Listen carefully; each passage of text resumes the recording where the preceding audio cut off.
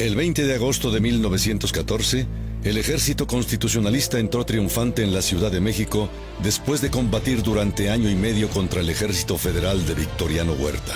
Tras la victoria, afloraron las diferencias entre los principales caudillos revolucionarios. Francisco Villa desafiaba abiertamente el liderazgo de Carranza. Emiliano Zapata, siempre receloso, desconfiaba del primer jefe, como había desconfiado también de Madero. En el horizonte aparecía la amenaza de una guerra civil.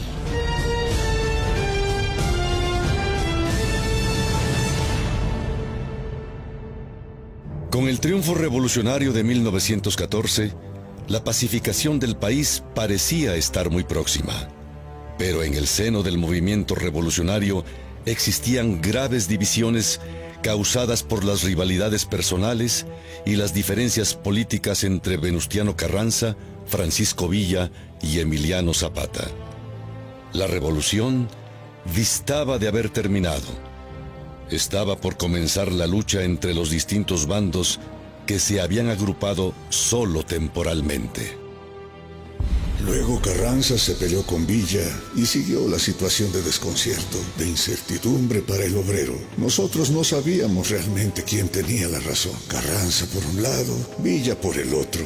En el norte, en Sonora, seguían a otro hombre. Y en Morelos estaba Zapata. En Yucatán había nuevos alzados. Yo fui maderista, yo fui villista. Yo fui de todos los bandos según me encontraba en el camino con mi máquina. A principios de septiembre de 1914, Carranza convocó a una convención de delegados del Ejército Constitucionalista en la Ciudad de México que debía fijar una fecha para las elecciones generales y diseñar el nuevo programa de gobierno. Villa se negó a asistir con el argumento de que se trataba de una maniobra carrancista y desconoció el liderazgo del primer jefe. Con el fin de evitar un choque armado entre Villa y Carranza, un grupo de oficiales constitucionalistas propuso trasladar las sesiones de la convención a territorio neutral. Se había elegido la ciudad de Aguascalientes, pero la convención se inició el 1 de octubre en la capital del país, tal como Carranza lo había anunciado. Después de debates aguerridos, los delegados acordaron excluir a los civiles de la asamblea. El 3 de octubre de 1914, la convención ratificó a Carranza como primer jefe del ejército constitucionalista y encargado del poder ejecutivo. Frente a la amenaza de que Villa se lanzara sobre la Ciudad de México, los delegados decidieron trasladarse, como se había propuesto antes, a Aguascalientes. Ahí comenzó la segunda etapa de la convención el 10 de octubre con la participación de 150 delegados. Todos colocaron sus firmas sobre la bandera mexicana y se comprometieron a cumplir y hacer cumplir los acuerdos que de ella surgieran. El 17 de octubre, Villa se presentó finalmente en la convención, juró respetar sus disposiciones y regresó a su cuartel en Estación Guadalupe, cerca de Aguascalientes, donde había estado concentrando sus poderosos y amenazantes contingentes armados. Los zapatistas llegaron a Aguascalientes el 27 de octubre, invitados por recomendación del general villista Felipe Ángeles. El abogado Antonio Díaz Soto y Gama, miembro de la comitiva y delegado del Ejército Libertador del Sur, defendió el plan de Ayala ante la comisión. Su discurso, entre otras cosas, hacía frente a la propuesta del general Álvaro Obregón de prescindir de todo plan para participar en la asamblea. Al final de su intervención, sin embargo, hizo una alusión desafortunada a la bandera que habían firmado los asistentes y que ahora se encontraba desplegada a su lado. Creo que vale más la palabra de honor que la firma estampada en este estandarte. Este estandarte, que al final de cuentas no es más que el triunfo de la reacción clerical encabezada por Iturbide. Yo, señores, jamás firmaré sobre esta bandera. Voces airadas y gritos hicieron callar al delegado zapatista. Algunos generales desenfundaron sus pistolas. Cuando pudo continuar, Soto y Gama le dio un giro a su discurso. Aseguró que si el pueblo respetaba la bandera, él la respetaría también. Al día siguiente, con el apoyo decisivo del ejército villista, el pleno de la convención aprobó el plan de Ayala. El 30 de octubre, la convención acordó cesar a Carranza de los cargos de primer jefe y encargado del poder ejecutivo. Retiró también a Villa del mando de la División del Norte. Carranza desconoció entonces la soberanía de la convención, abandonó la Ciudad de México y se dirigió al puerto de Veracruz. Desde ahí estableció como condición para su renuncia que tanto a Villa como a Zapata se les retirara el mando de las tropas y se les expatriara a los tres. Villa, por su parte, aceptó someterse a lo que había dispuesto la convención e incluso propuso una solución bastante sui generis al conflicto con Carranza. Nada de destituciones ni destierros. Los dos debían suicidarse. Los generales, los oficiales y sus tropas fueron tomando partido. Cierta noche se exhibió en la ciudad una película que mostraba escenas de los caudillos de la revolución. Surgió en la pantalla Obregón con sus oficiales. Tronaron los aplausos y el grito fue: ¡Viva el cuerpo del ejército del noroeste! ¡Viva! Apareció Carranza, corpulento, solemne. Otra voz dijo: ¡Viva el primer jefe! Pero en vez del grito entusiasta y multitudinario, se escucharon vivas y mueras. Y a renglón seguido caracoleó bañada por la luz sobre su caballo magnífico la magnífica figura de Pancho Villa. Un grito logró imponerse al clamor de voces y aplausos: ¡Viva la División del Norte! ¡Viva! Y de ese modo, de etapa en etapa, se alcanzó al fin al proyectarse la escena en que se veía a Carranza entrando a caballo en la Ciudad de México, una especie de batahola de infierno que culminó en 2 disparos. Ambos proyectiles atravesaron el telón, exactamente en el lugar donde se dibujaba el pecho del primer jefe.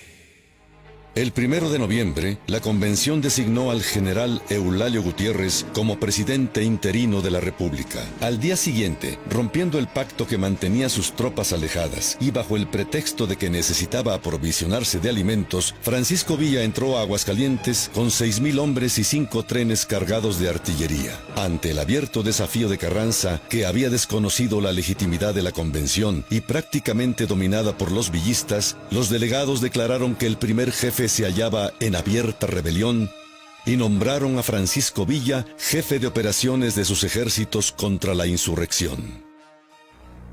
Para el 20 de noviembre de 1914, era evidente que no se iba a poder encontrar una solución política para la crisis entre las facciones revolucionarias, misma que estaba planteada en términos militares entre el gobierno convencionista presidido por Eulalio Gutiérrez y el gobierno constitucionalista encabezado por Carranza. El gobierno de Eulalio Gutiérrez recibía el apoyo de los ejércitos villistas y zapatistas. Venustiano Carranza, por su parte, contaba en sus filas con importantes jefes del constitucionalismo, entre quienes destacaba Álvaro Obregón. El 24 de noviembre, los trenes del ejército de Obregón abandonaron la Ciudad de México rumbo al puerto de Veracruz. Esa misma noche, los zapatistas ocuparon la capital del país. Los zapatistas causaron una impresión singular en su ocupación de la capital. Todos esperaban, por la fama que tenían Zapata y sus hombres, que esas hordas terribles ejercerían en la capital una serie de venganzas y de asaltos. Pero fue grande la sorpresa de los capitalinos cuando vieron llegar a columnas de indígenas mal vestidos, con guaraches y hambreados, y que no asaltaban a nadie, sino que pedían que se les procuraran algunos alimentos. El 3 de diciembre de 1914, entraron a la Ciudad de México las tropas de la División del Norte, junto con el gobierno de la Convención. Al día siguiente, Villa y Zapata se encontraron en Xochimilco. Frente a frente, el guerrero y el guerrillero comieron y conversaron sobre incidentes de la lucha armada. Fue interesante y divertido ver a Villa y Zapata tratando de hacer amistad. Durante media hora se quedaron sentados en un incómodo silencio, ocasionalmente roto por algún comentario insignificante, como novios de pueblo.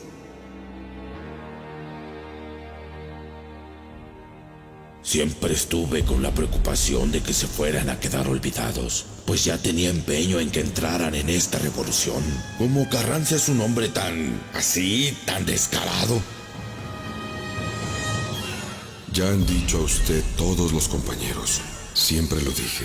Les dije lo mismo. Ese Carranza es un canalla. 2 días después, Los jefes rebeldes asistieron al desfile de sus tropas desde los balcones del Palacio Nacional. Sin embargo, la suya era una alianza endeble, y como el tiempo demostraría, imposible de llevar a la práctica para conseguir la derrota de los carrancistas. El Centauro del Norte y el Caudillo del Sur acordaron encargar el gobierno a los instruidos y continuar la lucha por separado, cada uno en su zona de influencia. El general Felipe Ángeles propuso a Villa lanzar todo el empuje de la División del Norte sobre el ejército que Obregón reorganizaba en Veracruz y olvidarse de los demás jefes constitucionalistas dispersos por el resto del país. Conversando en el carro de nuestro cuartel general con los oficiales del Estado Mayor y frotándome las manos les decía yo: muchachos, ¿qué paseadas nos vamos a dar en México? El general Ángeles, que escuchaba a poca distancia, comentó: nada de eso. Si el general Villa hace caso de mi consejo, marcharemos inmediatamente sobre Veracruz. Son como sombreros colgados de un perchero. No tiene caso descolgarlos uno a uno cuando se puede quitar de un golpe el perchero que es Carranza, y los sombreros quedan sin sostén y caen solos. Pero Villa no quería dejar enemigos por el camino y decidió continuar su campaña rumbo al norte de la República. Entre diciembre de 1914 y enero de 1915, Carranza, emulando a Juárez en Veracruz, cuando proclamó las leyes de reforma, realizó una serie de adiciones al Plan de Guadalupe y decretó nuevas leyes de carácter social. Planteó así el reparto de tierras, mejoras laborales, libertad municipal y el divorcio civil, entre otras normas. A mediados de diciembre, Zapata tomó Puebla. Villa entró a Guadalajara y tomó el control del estado de Jalisco. En enero de 1915, la mayor parte del territorio nacional era un vasto campo de batalla, y la balanza parecía inclinarse del lado de los villistas y zapatistas. Sin embargo, Villa no pudo proporcionar a los zapatistas suficientes armas y pertrechos como habían acordado los jefes revolucionarios en Xochimilco. Antes de que finalizara el año, Zapata abandonó Puebla y regresó a su reducto de Morelos. Mientras tanto, el gobierno convencionista se encontraba paralizado. Eulalio Gutiérrez y sus ministros pretendían ejercer sus funciones, pero se hallaban sujetos al poder militar de Villa. Eulalio, que no se mamaba el dedo, se dio exacta cuenta de la situación en que nos encontrábamos. Le bastaron 3 o 4 semanas de estancia en el poder, o lo que fuera, para confirmarse en su primitiva idea de que nada podía hacerse por de pronto, salvo ganar tiempo y buscar el medio de escapar de Villa sin caer en Carranza.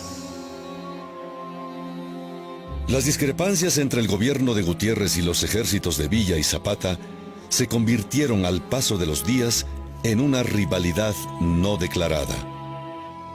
Martín Luis Guzmán reconoció que estaban actuando más como aliados del general Obregón que de las fuerzas convencionistas. Durante los días en que los zapatistas pugnaban por arrojar de Puebla a las fuerzas de Alvarado, yo agoté todos los recursos imaginables para no proveerlos de armas, cartuchos ni locomotoras. Obregón terminó de alistar sus tropas para avanzar sobre la Ciudad de México. Dada la amenaza que representaba, Eulalio Gutiérrez intentó negociar con él, pero Villa regresó a la capital e impidió que prosperara el arreglo.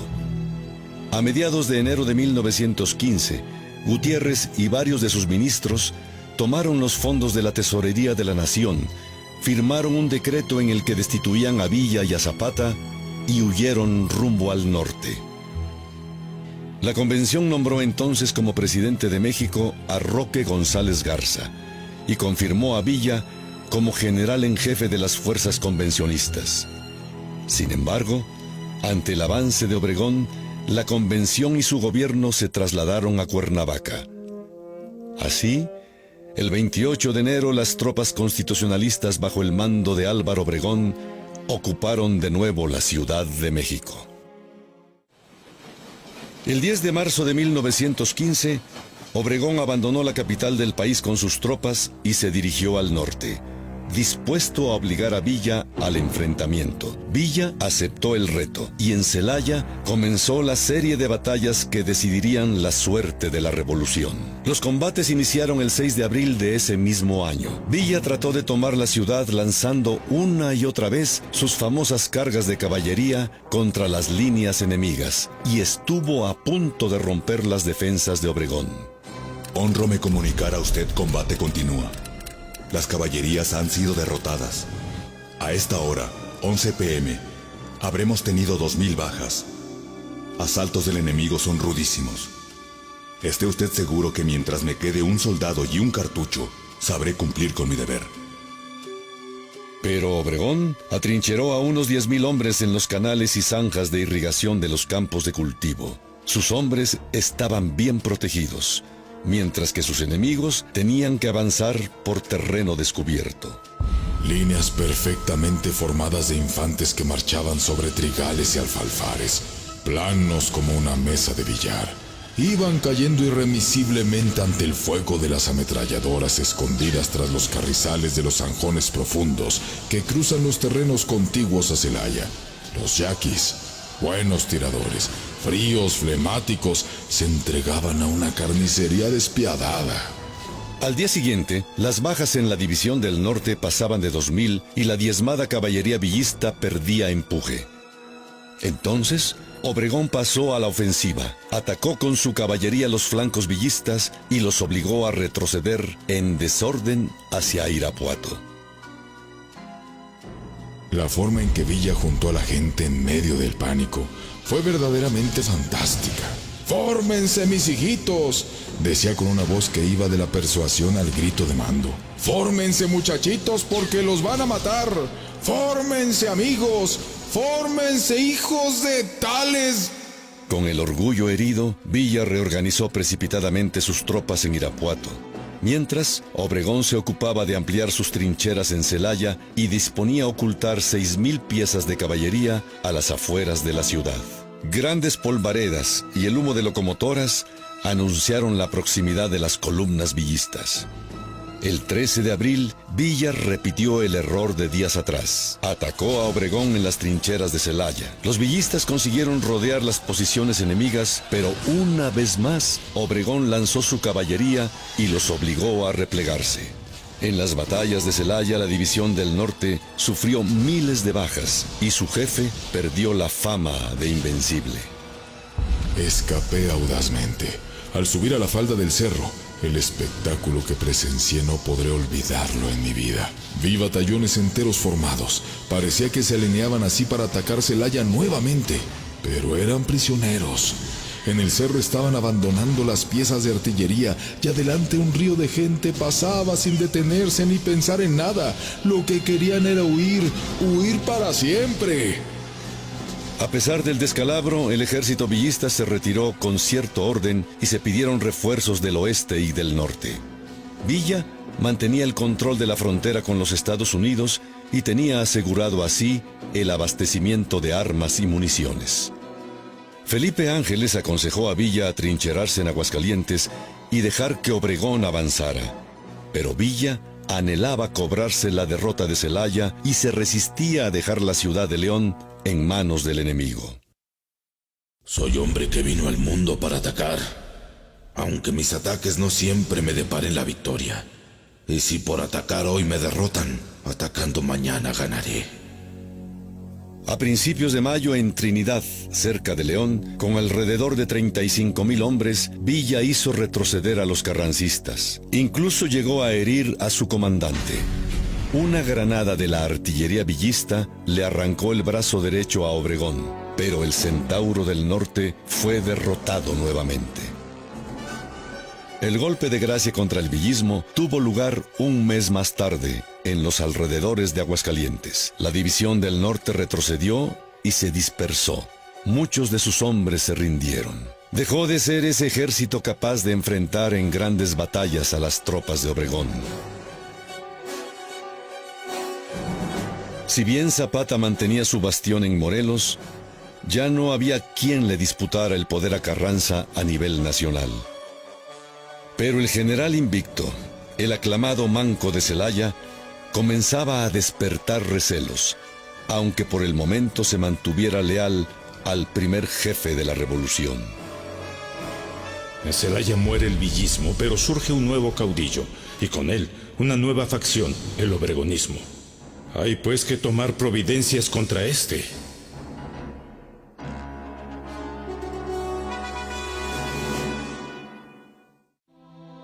En 1915, la economía del país se hallaba seriamente deteriorada. El abandono del campo, así como el cierre de minas, fábricas y comercios, tuvo un ritmo ascendente a lo largo de más de 4 años de guerra casi ininterrumpida. Salí de la Concordia y después fui a trabajar a una fábrica que era de españoles. Y el español dijo, no hay trabajo hasta que se acabe la revolución, porque no dan contrato de nada, porque todos andan en la guerra. Entraban los carrancistas y, bueno, estábamos en paz tantito, pero poquito. Se iban corriendo y entraban los villistas. ¡Válgame Dios! El desempleo, la escasez de alimentos y el alza de precios dejaban estragos entre la población. Los ferrocarriles, orgullo del gobierno de Porfirio Díaz, sufrieron cuantiosos daños. Los que no fueron destruidos o pudieron repararse se destinaron a fines militares. Como resultado, muchas regiones de la República quedaron incomunicadas. Cada facción revolucionaria emitió papel moneda de circulación forzosa, provocando una inflación, la fuga de capitales y, en términos generales, un caos monetario. En la Ciudad de México se vivió la situación más intensamente, debido a las sucesivas ocupaciones que la capital del país sufrió entre agosto de 1914 y agosto de 1915. Los convencionistas prohibieron la circulación de los billetes emitidos por Carranza y obligaron a usar el papel moneda traído de Chihuahua por los villistas, conocidos como sábanas y dos caras, así como 80 millones de pesos emitidos por la Convención y los llamados tordillos del Banco Revolucionario de Guerrero. En 1915, los pocos productos agrícolas que llegaban a la capital eran acaparados y ocultados, al mismo tiempo que los precios del maíz, el frijol, el arroz y el azúcar se elevaban hasta niveles inalcanzables para el grueso de la población. En las pocas tiendas que vendían alimentos, se formaban largas filas. La escasez se fue haciendo más grande, al grado de que ya no podía conseguirse nada. En lugar de pan de trigo, empezó a hacerse pan de haba. La cosa era intolerable. Llegó a ser tal la situación que en las casas tenía uno que quitar las puertas o las duelas para poder hacer leña y cocer los alimentos, porque ya no se conseguía carbón. La ayuda que el gobierno convencionista entregaba a las multitudes hambrientas resultó insuficiente, por lo que hubo asaltos a comercios y motines, a veces disueltos a balazos. Aumentaron los casos de viruela, tifo, enfermedades intestinales, y la cárcel de Belén se encontraba llena de ladrones. Entre enero y marzo de 1915, cuando Obregón ocupó la capital, ordenó a la iglesia entregar $500,000 para auxiliar a los desposeídos, mientras que a los empresarios y adinerados de la capital les exigió $500,000 para el mismo fin. Como no obtuvo el dinero, encarceló a decenas de clérigos y personajes acaudalados, entre ellos algunos extranjeros. Los extranjeros recurrieron a la protección de sus representaciones diplomáticas y se les tuvo que liberar, excepto a los españoles, que fueron obligados a barrer las calles. El 12 de febrero, Obregón firmó un pacto con la Casa del Obrero Mundial. La Casa del Obrero Mundial. Aquellos compañeros en quienes habíamos puesto nuestro entusiasmo se vendieron de la manera más lastimosa por un mísero mendrugo de pan que les aventó el bárbaro de Sonora, Álvaro Obregón. Porque empezaron a decir, bueno, ¿qué ventaja nos traen los zapatistas? El programa de ellos es muy débil. El programa de los villistas es lo mismo. El que está un poco más amplio es el de Carranza. Fueron a ver a Carranza. Firmaron un pacto en el que él les iba a dar oportunidad de agremiarse con libertades y todo eso. El régimen constitucionalista se comprometió a expedir leyes a favor de los trabajadores y a apoyarlos en sus conflictos laborales. A cambio, los miembros de la casa harían propaganda en apoyo a los carrancistas y constituirían los llamados batallones rojos para combatir a la convención. No todo el movimiento obrero simpatizaba con Carranza, pero ni Villa ni Zapata lograron atraer a los artesanos y trabajadores de la industria. Como parte del pacto, los batallones rojos participaron en las decisivas batallas de El Ébano y Celaya. En los estados controlados por la División del Norte, el hambre empezó a mediados de 1915. La capital de Chihuahua parecía estar llena de hombres heridos. Escaseaba el maíz, faltaba leña y no se veían tranvías en las calles. La tesorería villista en Chihuahua se vació y el papel moneda que emitía se devaluó a 2 centavos de dólar. A finales de ese año, los billetes villistas se regalaban como recuerdo en Texas. La concentración de las tropas carrancistas en el Bajío había permitido a Zapata disfrutar de una paz relativa en su bastión morelense e incluso había comenzado a aplicar su utopía agrarista en la entidad. Hasta mediados de 1915, la posición de los zapatistas parecía inexpugnable, pero a medida que Pancho Villa declinaba en el norte y el carrancismo avanzaba, el zapatismo se vio obligado a pasar a la defensiva.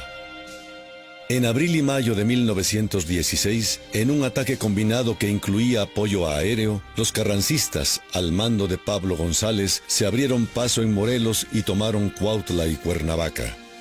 Los rebeldes se quedaron solo con el control de Jojutla y Tlaltizapán, cuarteles de Zapata. Con ellos estaban los últimos representantes del agonizante gobierno convencionista. Diezmados, los zapatistas huyeron a las montañas, donde establecieron campamentos para seguir la lucha contra Carranza. Divididos en guerrillas de 100 y 200 hombres, tendían emboscadas y organizaban incursiones a las ciudades y poblaciones dominadas por los carrancistas. La estrategia de González contra las fuerzas de Zapata fue similar a la que se había utilizado años atrás por el federal Juvencio Robles. Ordenó la concentración de las familias en las principales ciudades para mantenerlas vigiladas. Mandó quemar pueblos, confiscar alimentos, mercancías y animales.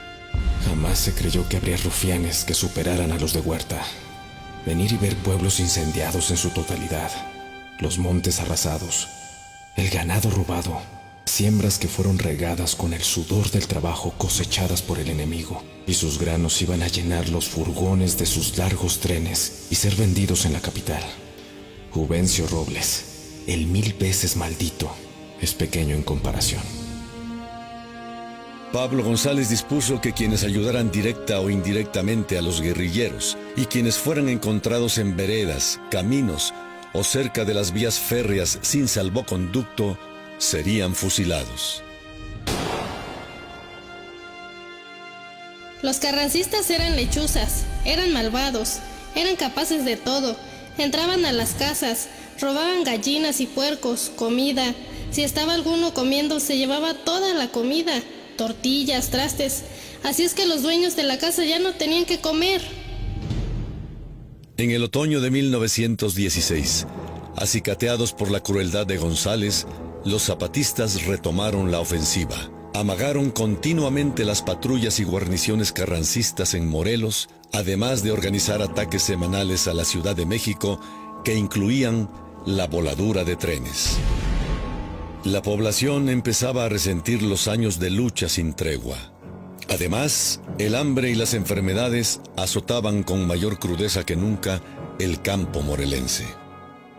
La gente estaba cansada, no quería luchar más.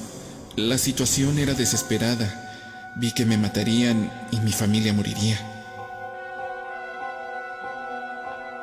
A veces comíamos y a veces no, porque mi padre al regresar de los combates generalmente no traía nada de comer. Y nos platicaba que el general Zapata había dicho a su gente que no hiciera desmanes en las poblaciones donde entraba. Algunas comunidades se armaron para defenderse de los saqueadores. Los zapatistas veteranos mandaron fuerzas locales que desempeñaron un papel importante protegiendo a las comunidades en los últimos amargos años de la Revolución del Sur. A pesar del repliegue de Zapata y Villa, Carranza se hallaba aún lejos de poder consolidar su régimen y de apaciguar al país. Molestos porque los carrancistas los desplazaban políticamente y reacios a seguir entregando el dinero que Carranza exigía para financiar la guerra, hacendados y autoridades de Yucatán y Oaxaca rompieron con el gobierno central. En Yucatán, la rebelión fue sofocada en pocas semanas por Salvador Alvarado. En 1915, el estado de Oaxaca se declaró soberano. La capital de Oaxaca fue recuperada por los carrancistas al año siguiente, pero los rebeldes, encabezados por Guillermo Meixueiro, huyeron a la sierra, donde continuaron su lucha en alianza con Félix Díaz, sobrino de don Porfirio. El derroche de recursos en las batallas del Bajío causó estragos en el territorio villista. Necesitado de municiones y víveres, Villa forzaba la zona lagunera entre Durango y Coahuila casi hasta el agotamiento. A los hacendados y rancheros se les exigieron préstamos forzosos y contribuciones extraordinarias bajo amenaza de fusilar a quienes no cumplieran. A las compañías mineras estadounidenses se les pidió 300,000 pesos en oro, lo cual puso fin al periodo de entendimiento entre Villa y las empresas extranjeras. Los pobres también sufrieron a causa de la rapacidad de las tropas villistas en descomposición. Algunas partidas llegaron hasta los pueblos de la sierra para quitarles maíz y alimentos. Se habla del movimiento como si se tratara de un ejército invasor que despoja territorio enemigo, más que de un movimiento de tropas en territorio que domina su propia facción. Por otra parte, Villa confiscó los comercios para proveer productos baratos al pueblo. En Durango, ordenó al administrador de la compañía de luz suministrar electricidad gratuitamente a la ciudad durante un mes.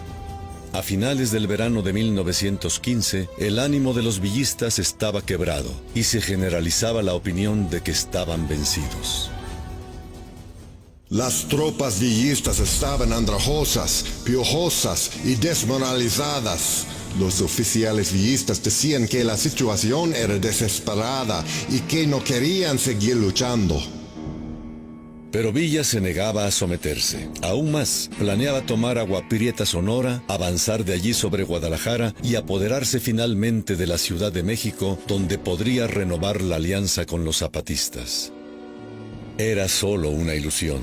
A principios de noviembre de 1915, su ejército fue derrotado por las tropas que Plutarco Elías Calles había atrincherado en Agua Prieta. Pocos días después, el Centauro del Norte fue rechazado una vez más por las fuerzas carrancistas en Hermosillo. De regreso a Chihuahua, la deserción se generalizó entre las filas villistas. Muchos se unieron al carrancismo. Villistas destacados como Ángeles, Chao y Robles desertaron convencidos de que Villa no servía ya como el instrumento que buscaban para derrotar a Carranza y moldear el futuro político del país. Otros jefes como Tomás Urbina, viejo compadre de Villa, pagaron con su vida el intento de abandonar el moribundo ejército. Algunos grupos villistas volvieron a la guerrilla y al bandolerismo. Villa mismo decidió fragmentar sus tropas e irse a la sierra a vivir como bandido. En las montañas, Villa y sus lugartenientes recurrieron a la leva y aplicaron una cruda ley marcial, que incluía fusilar a supuestos espías y desertores. El general Villa tenía los dos aspectos, el de ángel y el de demonio. Tan pronto era un hombre que se estremecía muy fácilmente, como tan pronto era un hombre impetuoso. Durante la breve ocupación de Torreón, en diciembre de 1916, una multitud aguardaba a las afueras del Hotel Francia, esperando poder ver y admirar a Villa. Este salió pistola en mano, ordenó el arresto de todos los curiosos y escogió a los hombres más aptos, a quienes obligó a enlistarse en su ejército. Resentido con Estados Unidos por el reconocimiento otorgado al régimen de Carranza, Villa empezó a usar su ejército para hostilizar a los norteamericanos. En enero de 1916, en Santa Isabel, Chihuahua, el villista Pablo López capturó y mató a 17 ingenieros de minas estadounidenses. A las 4 de la madrugada del 9 de marzo de ese mismo año, varios centenares de jinetes, al grito de ¡Viva Villa!, cruzaron la frontera y atacaron el pueblo de Columbus en el estado de Nuevo México. El incidente desató una grave crisis entre México y Estados Unidos. El 15 de marzo de 1916, tropas estadounidenses comandadas por el general John Pershing cruzaron la frontera para perseguir a Villa en territorio mexicano. En un inicio, las guarniciones carrancistas permitieron el avance de la llamada expedición punitiva sobre Chihuahua, mientras que la población la hostilizaba y protegía al Centauro del Norte. Herido en un enfrentamiento con tropas carrancistas, Villa se escondió en una cueva. La leyenda popular cuenta que desde ahí podía ver a los estadounidenses errar inútilmente en su busca por el áspero desierto chihuahuense. En Parral, el 12 de abril, se desató el primer tiroteo entre mexicanos y estadounidenses. Murieron 2 soldados norteamericanos y varios mexicanos. La tensión entre los dos países se agudizó. Hubo manifestaciones contra Estados Unidos en Saltillo, Chihuahua y la Ciudad de México, entre otras ciudades. Los generales Obregón y Hugh L. Scott se reunieron para intentar resolver el conflicto. Ambos acordaron el retiro gradual de la expedición, pero Carranza exigió la salida inmediata y total de las tropas y le advirtió a Pershing que las guarniciones mexicanas lo atacarían si no regresaba a la frontera. Se multiplicaron entonces los rumores acerca de una nueva invasión estadounidense. En la Ciudad de México había nerviosismo. Se esperaba la guerra, en especial después de que a mediados de junio el presidente Woodrow Wilson ordenara movilizar a los militares de reserva. A pesar de la advertencia de Carranza, el 21 de junio, una patrulla de la expedición avanzó hacia el sur hasta el Carrizal, donde tropas carrancistas le cerraron el paso. El enfrentamiento dejó muertos y heridos en ambos bandos. Sin embargo, la guerra no llegó a estallar. Antes bien, a partir de ese incidente, la crisis comenzó a diluirse. En julio de 1916, Villa reapareció en los linderos de Jiménez, Chihuahua, al frente de unos 1000 hombres. Era un Villa con la barba crecida, maltrecho, cojo a causa de la herida mal curada. Usaba bastón y cuando le era posible se transportaba en auto en vez de cabalgar. Saquearon la ciudad y a los carrancistas que no mataron los dejaron libres después de cortarles la oreja derecha. 2 meses después, varias columnas villistas atacaron la capital de Chihuahua y llegaron hasta el Palacio de Gobierno, pero finalmente los expulsaron.